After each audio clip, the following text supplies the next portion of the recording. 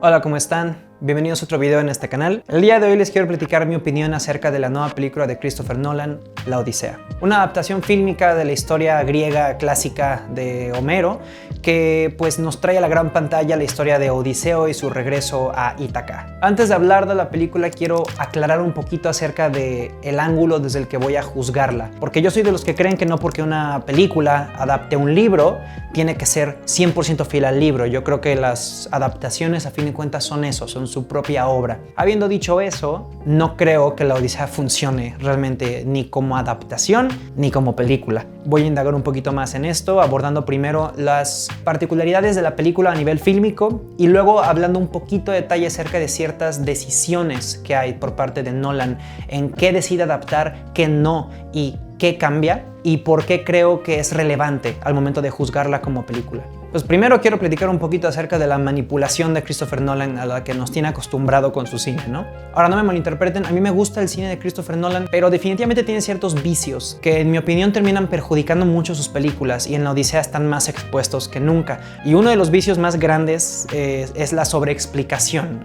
No me gusta que La Odisea trata un poco como idiota a su audiencia, sobreexplicando las cosas desde los diálogos. No recuerdo el número exacto de veces que se menciona la ley de Zeus, pero por lo menos son como unas 3 o 4 y no es nada sutil, o sea, literal es como de que lo explican y luego vuelve a preguntar Penélope a Telémaco si sabe de la ley de Zeus y Telémaco dice, la ley de Zeus, la que habla acerca de tratar a cualquier huésped como si fuera un dios encubierto, y es como de, sí, ya me quedó claro, ¿no? Y no solo es la sobreexplicación en los diálogos, sino también es la insistencia en enaltecer sus imágenes con música, y no cualquier música, sino música estruendosa y fuerte, un poquito como esa escena de Oppenheimer en la que es una escena dramática en la que están juzgando a Oppenheimer en esta evaluación de su licencia de no sé qué y se quema la imagen con una sobreexposición y entran así unos graves fuertísimos y es como de, es un estilo y es válido, pero a veces puede ser demasiado y creo que en La Odisea se nota también y al menos en mi opinión le termina restando un poco. Y además no solo es sobreexplicación, sino que los diálogos de la película en general son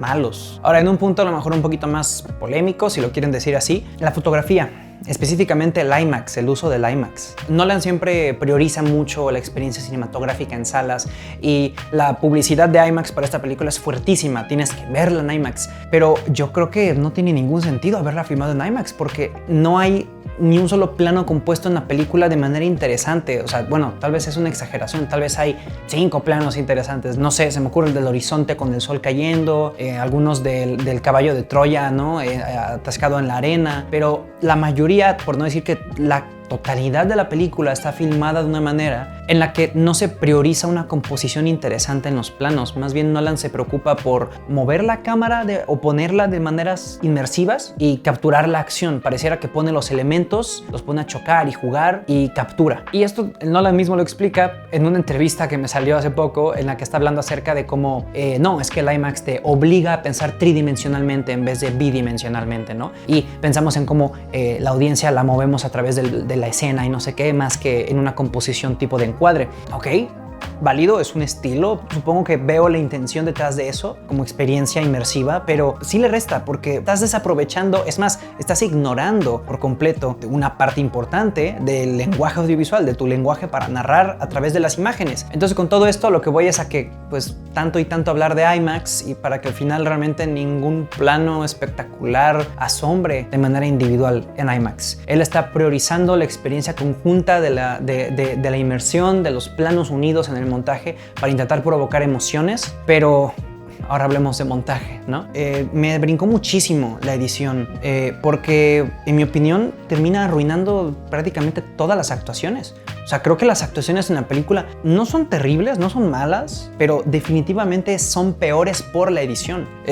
Cualquier escena de conversación en la película, realmente, la que sea, hay una obsesión con cortar en cada diálogo que hace en vez de dejar respirar la actuación, en vez de ver la reacción del otro. La verdad me saca de la escena un poco y termina perjudicando el trabajo del actor. Y realmente el reparto está muy bien, o sea, todos hacen un gran trabajo. Destaco mucho a Robert Pattinson, como no, porque me encanta verlo en pantalla y es es muy interesante verlo con el personaje de Antino. Es castroso, es celoso, es cobarde y lo interpreta a la perfección. También creo que Lupita Nyong'o como Elena pues tiene que como 3 escenas nada más, pero en esas pocas escenas lo que hace con el personaje cuenta muchísimo. O sea, es muy buena, muy buena.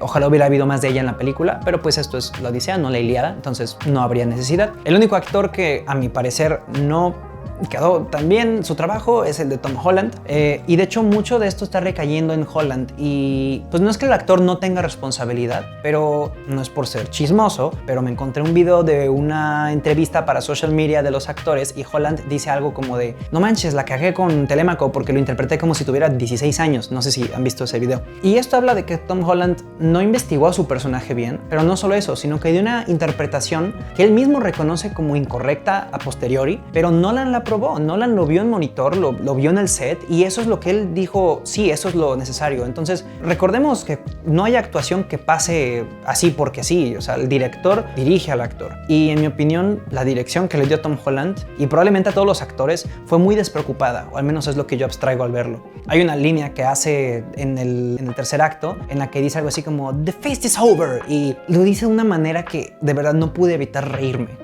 No te crees la emoción, o sea, a mí no me gustó nada. Digo, al final del día, creo que lo mejor de la película es cuando no hay diálogos. Esas son las mejores partes de la Odisea, cuando no hay diálogos, cuando se prioriza la atmósfera, la acción, lo que está como adaptándose del libro a la pantalla a nivel de la aventura, las criaturas, todos esos pasajes, ¿no?, por los que pasa Odiseo y su crew, son espectaculares, están muy bien llevados a pantalla y pues hasta ahí. Pues, ¿cuál es el acierto, no? O sea, porque no es una mala película, no está terrible, no es una porquería. Hace algunas cosas bien. Creo que lo que mejor hace es el tema. Es lo que está narrando la película, ¿no? Porque Nolan aquí, a fin de cuentas, está narrando su Odisea, no la de Homero. Un poquito como Rodrigo Prieto hizo Pedro Páramo y habló acerca de que, bueno, es que este es mi Pedro Páramo. Y sí, lo vimos. No estuvo muy padre, la verdad. Pero en fin, lo que Nolan hace con la Odisea es hacer un paralelo entre la guerra de Troya, con su película anterior, Oppenheimer, y la invención de la bomba atómica. Y está hablando acerca de cómo el engaño, la artimaña de Odiseo, del caballo de Troya para engañar a los troyanos y derrocar Troya, es equiparable a la invención de la bomba atómica a un nivel de cuán profunda herida crea en nuestra humanidad. Hace esto a través del relato y la insistencia en lo de la ley de Zeus, que es como, pues vamos a decir, una cristianización de esta regla de vida en la que tratarías a un extraño como tratarías a un dios, porque podría ser un dios encubierto. Y no es solo por miedo a los dioses, sino lo aborda desde pues como la ley de oro, ¿no?, la moderna, de tratarías al otro como esperas que te traten a ti. Es una cuestión de empatía, una cuestión de respeto y una cuestión de confianza y humanidad. Y Odiseo, en su plan para atacar Troya, quebranta esta ley de Zeus, y paga las consecuencias, él y su crew. Y hace todo este asunto de considerar esto como una ofensa a los dioses, pero también a nuestra propia humanidad, porque hace este paralelo, muy buena escena, en la que Zendaya, interpretando a una mujer inocente de Troya, es decapitada, y ocurre este match cut con cómo decapitan la estatua de Atenea, ¿no? Y esto hace que Atenea, o el personaje que creíamos que era Atenea, que persigue en sus visiones a Odiseo en el día a día, pues no es la diosa realmente, es su recuerdo de este trauma de cuando mataron a esta mujer, que representa a fin de cuentas el daño que hicieron en Troya y que se hicieron a ellos mismos como personas, porque cuando tú matas a tu dios, matas a tu propia humanidad. Más o menos es lo que está contando Nolan aquí, y está muy bien logrado. La verdad es que está bien narrado. Me gusta lo que Nolan intenta con esto, y no me parece mal que se apropiara de la historia de la Odisea para narrar esto. Lo que me parece un poco mal es el hecho de que, incluso viéndolo desde este ángulo, su adaptación no funciona mucho para narrar esto que quiere narrar. Y lo que es lo peor de esta película es que le falta un núcleo emocional. No conectas con ningún personaje en toda la película. Y esto es por muchas cosas, por el ritmo, por la fotografía, por el guión, obviamente por el guión, pero sobre todo es por la omisión de ciertas escenas del libro, y aquí sí voy a hablar un poco de contenido del libro, que la verdad es que perjudican la involucración del espectador en la historia. Nada más pensando un poco, se me ocurre el reencuentro de Odiseo con Telémaco, con su hijo. En la película es una interacción de menos de un minuto, súper olvidable, en la que Tom Holland le dice como de que eres Odiseo, eres mi papá. Y él dice como de que, sí, estoy encubierto, si fuera tu papá estaría muy orgulloso, ¿no? Y es como de que, ay, qué bonito. Y ya se meten a masacrar, ¿no?, gente. Y es como de, o sea, entiendo que al adaptar cortas cosas, pero decidió cortar cosas muy emocionales que habrían aportado muchísimo a crear más humanidad en la película, en Odiseo, y habrían hecho que como espectador sintieras más. Otra escena que quito, que no me explico por qué, es la escena en la que se reencuentra Odiseo con Penélope. O sea, sí se reencuentran en la peli, pero la escena en la que se reconocen, que es cuando Penélope hace creo que dice algo así como que los esclavos movieron la cama, y Odiseo dice algo así como, eso es imposible porque yo labré esa cama con mis propias manos y alrededor de la cama hice esta habitación y hice esta casa. Entonces es una parte muy emocional que habla acerca de la historia de ellos, ¿no? Y es la parte en la que Penélope vuelve a confiar no solo en Odiseo y en pensar que sí es él, sino en su humanidad, o sea, en el amor, en que está viva, ¿no? Y pues no hay nada de esto. En la película Penélope y Odiseo se reencuentran, Odiseo está como moribundo y es como de que, oh Dios mío, regresaste. Y luego es un discurso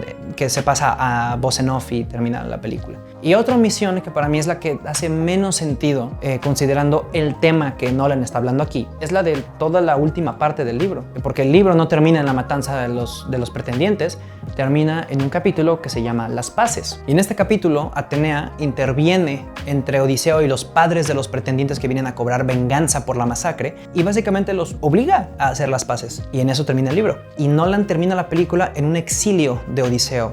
Esto es para insistir todavía más en la idea de el crimen de la humanidad que comete, en el Odiseo veterano de guerra psicológico que hace, lleno de culpa y todo esto, que no es que Odiseo no tenga culpa en el libro, pero es que aquí se trata como de una culpa muy moderna, una culpa posmoderna incluso. Pero a fin de cuentas, si tu temática es acerca de la humanidad perdida, de la ruptura de la confianza, pues entonces, ¿por qué quitarías la escena del libro en la que se ofrece la solución a eso? Que sería hacer las paces. Se ha hecho una ruptura de la confianza, se ha hecho un daño en el corazón de la humanidad y Atenea obliga a las personas a perdonarse. Y es que esa es la única manera de sanar las heridas que la humanidad se hace a sí misma, es que la humanidad se perdone a sí misma y mutuamente. Y es un poco lo que Odiseo hace en la película al perdonarse él mismo y pensar en un mañana optimista, aunque dice esto como de que nos olvidaremos de nuestros pecados y no sé qué, entonces condenando a que sucederá lo mismo, Oppenheimer.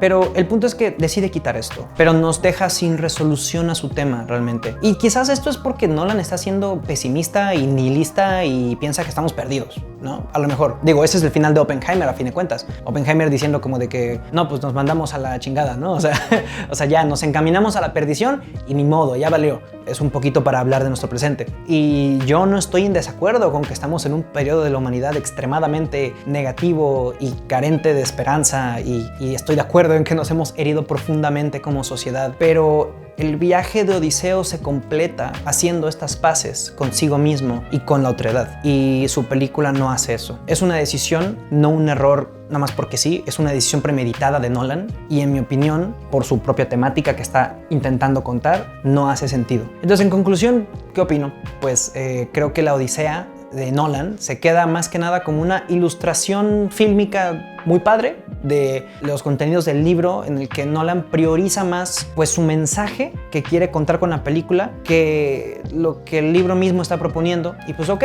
está bien, se está apropiando de la historia a su propia manera, chido, pero se preocupa más por el efectismo y por la acción y la grandilocuencia que por un núcleo emocional que realmente habría involucrado al espectador en la temática que nos quiere ofrecer. Y a fin de cuentas, pues ni siquiera justifica su insistencia en verla en IMAX, porque como experiencia cinematográfica, gracias a sus carencias en la fotografía, en la puesta en escena y en el montaje, termina siendo bastante pobre, la verdad, como experiencia cinematográfica. Digo, se puede disfrutar, es disfrutable, está llena de acción y créeme, no se van a cansar, o sea, son 3 horas que se pasan rapidísimo, pero pues sí, la verdad es que deja mucho que desear. Pero bueno, eso sería el final de la reseña. Espero que les haya gustado. Obviamente esta es mi opinión, ustedes son libres de tener la suya y les invito a formar su propia opinión, y si quieren generar discusión en los comentarios o lo que sea, hacer preguntas, son libres de hacerlo. Ya rompiendo un poco el tema del video, wow, es muy loco estarme viendo en cámara otra vez. Creo que tiene poco más de 3 años que no hago un video de estos y pues digo, muchas cosas han cambiado en 3 años, no solamente mi nuevo vello facial que antes no tenía. En el último video que hice yo estaba todavía estudiando cine, ahorita ya soy egresado de cine, ahora trabajo en el audiovisual y por eso estoy grabando de noche y con luces en vez de con la luz de la ventana, porque hey, el trabajo significa dinero para comprar equipo, pero también significa menos tiempo para hacer las cosas que quieres hacer, por lo tanto grabando a destiempo. Pero lo importante es que pues pueda hacerlo y pues aún más importante que ustedes lo disfruten. Entonces se siente bien hacer esto, se siente bien estar de vuelta y pues a ver qué nos depara en el siguiente video. Ya veremos qué surge. Muchas gracias por su atención y nos estamos viendo.